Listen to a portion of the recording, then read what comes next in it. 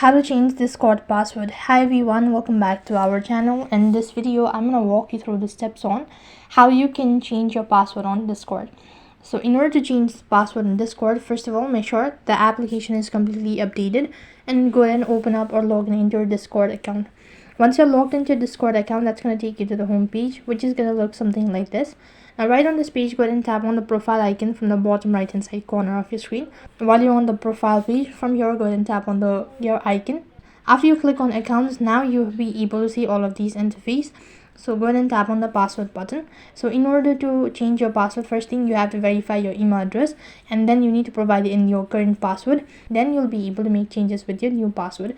So click on change password located right at the bottom, and as soon as you do that, you've successfully changed your Discord password. So that is how you can change password on Discord. That is all for this video. I hope the video was helpful. Make sure to like, share and subscribe to our channel. Thank you for watching. See you in the next video.